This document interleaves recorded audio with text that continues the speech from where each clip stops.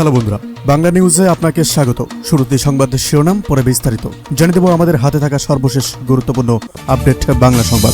আপনাদের জানিয়ে দেব বিএনপি কর্মীদের পুজো মণ্ডপের নিরাপত্তা রক্ষার আহ্বান এবার ফখরুলের।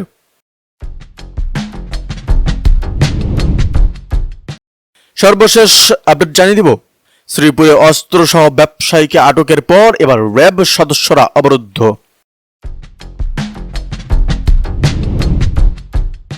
বিস্তারিত আলোচনা করব কুড়িলে গার্মেন্টস শ্রমিকদের সড়ক অবরোধ, যান চলাচল বন্ধ।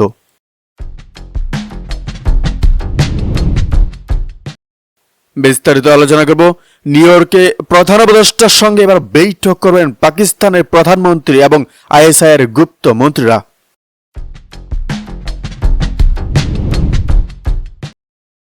সর্বশেষ আপডেট পাওয়া যাচ্ছে, ষড়যন্ত্র চলছে, ফেব্রুয়ারিতে সুষ্ঠু নির্বাচন আয়োজন বড় চ্যালেঞ্জ বললেন মির্জা ফখরুল।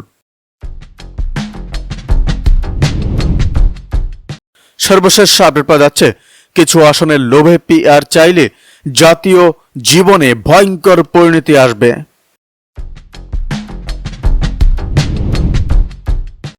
আপনাদের জানিয়ে দেব ঝটিকা মিছিলের বিষয়ে মনিটরিং জোরদার করবে সরকার, এবার নেবে কঠোর ব্যবস্থা।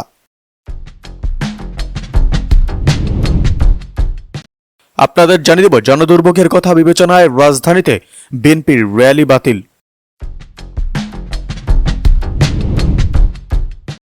বিস্তারিত আলোচনা করব, সাংবাদিকতার মূল মন্ত্র হচ্ছে মিথ্যার সঙ্গে আপোষ না করা, এরকম বললেন এবার কাদের গনি চৌধুরী।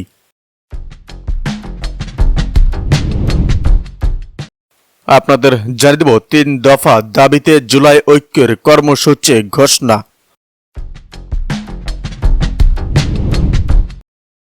করতে দেওয়া হবে না, এ ব্যাপারে সবাই ঐক্যবদ্ধ বলেন ব্যারিস্টার ফুয়াদ।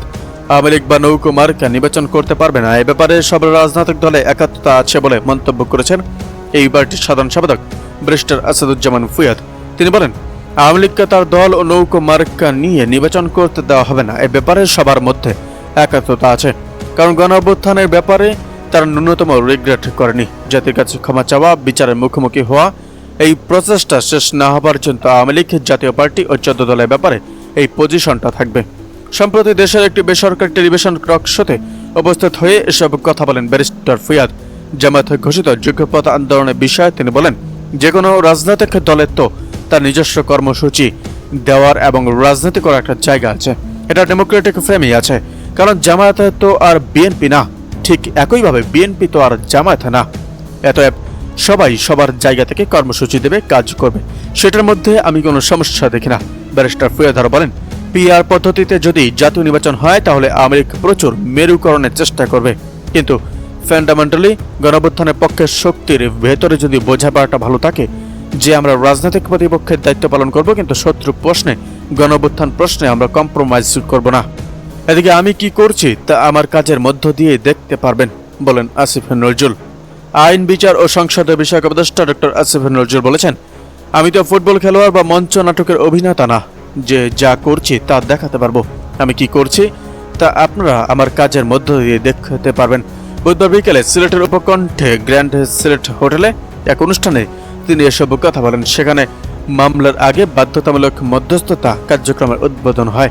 এই কার্যক্রমের আওতায় পারিবারিক বিরোধ, পিতামাতার ভরণ পোষণ, বাড়ি ভাড়া, অগ্রক্রয়, বন্টন, যৌতুক সহ 8টি বিষয়ে মামলা করার আগে বাধ্যতামূলকভাবে মধ্যস্থতার চেষ্টা করতে হবে।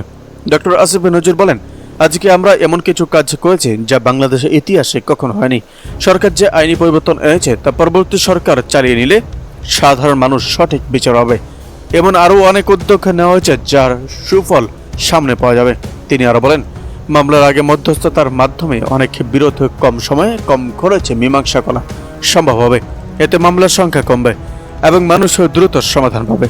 প্রথম ধাপে আগামীকাল থেকে 12টি জেলায় এই কার্যক্রম শুরু হবে। এসব জেলা হলো সিলেট, মৌলভীবাজার, সুনামগঞ্জ, ফরিদপুর, ময়মনসিংহ, রংপুর, দিনাজপুর, সাতক্ষীরা, কুষ্টিয়া, কুমিল্লা, নোয়াখালী ও রাঙ্গামাটি। বিচার বিভাগের কর্মকর্তারা মনে করছেন নতুন এই উদ্যোগ আদালতের মামলার চাপ কমাবে এবং দ্রুত ন্যায় বিচার নিশ্চিত করতে সাহায্য করবে। সাধারণ মানুষও আশা করছেন মামলার দীর্ঘসূত্রিতা খরচ ও জটিলতা থেকে রেহাই পেতে এটি কার্যকর ভূমিকা রাখবে। বিশেষজ্ঞরা বলছেন, ধাপে ধাপে সারা দেশে এটি চালু হলে বিচার ব্যবস্থায় এটি একটি বড় পরিবর্তন হিসাবে গণ্য হবে। এদিকে শেখ হাসিনা অগ্রণী ব্যাংকে থাকা দুটি লকার জব্দ করেছেন কর গোয়েন্দারা। পূবালী ব্যাংকের পর এবার অগ্রণী ব্যাংকে থাকা সাবেক প্রধানমন্ত্রী শেখ হাসিনা দুটি লকার জব্দ করেছে জাতীয় রাজস্ব বোর্ডের অর্থাৎ কেন্দ্রীয় গোয়েন্দা সেল। আজ বুধবার গোপন খবরের ভিত্তিতে এই লকার জব্দ করা হয়। এনবিআর সূত্রে জানা গেছে, রাজধানীর দিলকুশায় অবস্থিত অগ্রণী ব্যাংকের প্রধান শাখায় অর্থাৎ সাবেক স্থানীয় কার্যালয় শাখা সাবেক প্রধানমন্ত্রী শেখ হাসিনার দুটি লকার আছে। লকারের নম্বর দুটি হল 751 এবং 753। কর ফাঁকি হয়েছে কিনা তা খতিয়ে দেখতে এই দুটি লকার জব্দ করা হয় বলে জানা গেছে। এর আগে 10 সেপ্টেম্বর পূবালী ব্যাংকে থাকা সাবেক প্রধানমন্ত্রী শেখ হাসিনার লকার জব্দ করেছিল এনবিআর সিআইসি। সেনা কল্যাণ ভবনে অবস্থিত পুনালী ব্যাংকের মতিঝিল কর্পোরেটের শাখার 128 নম্বর লকারটি সাবেক প্রধানমন্ত্রী শেখ হাসিনার। এখন পর্যন্ত সব মিলিয়ে অগ্রণী ও পূবালী ব্যাংকে থাকা 3টি লকার জব্দ করা হলো। এনবিআর সূত্রে জানা গেছে, পূবালী ব্যাংকের ওই শাখায় শেখ হাসিনার দুটি ব্যাংক হিসেব পাওয়া গেছে। একটি হিসাবে 12 লাখ টাকা এফডিআর আছে, আর একটি হিসাবে 44 লাখ টাকা পাওয়া গেছে। এসব হিসেব এখন জব্দ করা হয়েছে, টাকা উত্তোলন নিষিদ্ধ করা হয়েছে। এ বিষয়ে এনবিআর গোয়েন্দা সেলের একজন ঊর্ধ্বতন কর্মকর্তা প্রথম আলোকে বলেন, বৃহত্তর তদন্তের স্বার্থে শেখ হাসিনার লকার ও হিসাব জব্দ করা হয়েছে। গত বছরের 5 আগস্ট ছাত্র জনতার অভ্যুত্থানের মাধ্যমে আওয়ামী লীগ সরকারের পতন হয়। তৎকালীন প্রধানমন্ত্রী শেখ হাসিনা পদত্যাগ করে দেশ ছেড়ে চলে যান। এরপর অন্তর্বর্তী সরকার ক্ষমতায় এসে শেখ হাসিনা ও তার পরিবারের সদস্যদের কর ফাঁকি ও দুর্নীতি তদন্তের নামে এর অংশ হিসাবে এনবিআর শেখ হাসিনার লকার জব্দ করেছে। এদিকে গণতন্ত্র পুনঃপ্রতিষ্ঠায় একযোগে কাজ করার আহ্বান তারেক রহমানের। বাংলাদেশে গণতন্ত্র পুনঃপ্রতিষ্ঠা করার লক্ষ্যে একযোগে কাজ করার আহ্বান জানিয়েছে বিএনপি ভারপ্রাপ্ত চেয়ারম্যান তারেক রহমান। আজ রবিবার সন্ধ্যায় এক ফেসবুক পোস্টে এই আহ্বান জানান তিনি। তারেক রহমান বলেন, 2017 সাল থেকে প্রতি বছর 15 সেপ্টেম্বর আন্তর্জাতিক গণতন্ত্র দিবস পালিত হয়ে আসছে। গণতন্ত্রের সার্বত্তা ও এর অন্তর্নিহিত শক্তি সম্পর্কে বিশ্ব সম্প্রদায়ের মাঝে আগ্রহ সৃষ্টির লক্ষ্যেই এই দিবসটি পালিত হয়। তিনি বলেন, আন্তর্জাতিক গণতন্ত্র দিবস জাতিসংঘের সদস্যভুক্ত দেশগুলোতে গণতন্ত্র চর্চার লক্ষ্যে প্রচলিত একটি বিশেষ দিন। বাংলাদেশ সহ বিশ্বব্যাপী গণতন্ত্র প্রতিষ্ঠার জন্য আত্মদানকারী এবং শহীদদের প্রতি জানাচ্ছি গভীর শ্রদ্ধা ও তাদের বিদেহী আত্মার মাগফিরাত কামনা করছি। আহতদের সমবেদনা জানাচ্ছি। সারা বিশ্বের গণতন্ত্রকামী মানুষদের প্রতি জানাচ্ছি আন্তরিক শুভেচ্ছা অভিনন্দন। তিনি আরো বলেন, মহান স্বাধীনতার ঘোষক শহীদ রাষ্ট্রপতি জিয়াউর রহমান বহুদলীয় গণতন্ত্র পুনরুদ্ধার করেছিলেন একদলীয় বাকশালের আগ্রাসী ধাওয়া থেকে। তার কালজয়ী দর্শন বাংলাদেশি জাতীয়তাবাদের মূল মর্মে ছিল বহুদলীয় গণতন্ত্র।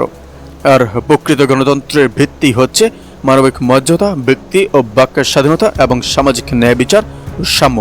দেশনেত্রী বেগম খালেদা জিয়া অগ্রগামী করেছিলেন শহীদ জিয়ার চিন্তা ও দর্শনকে, আর এজন্য তাকে সহ করতে হয়েছে বিভিন্ন সময়ের স্বৈরতন্ত্রের হিংস্র আক্রমণ। বাংলাদেশের স্বাধীনতার পর থেকে বারবার স্বৈরতন্ত্র হানা দিয়েছে। রাজনৈতিক দল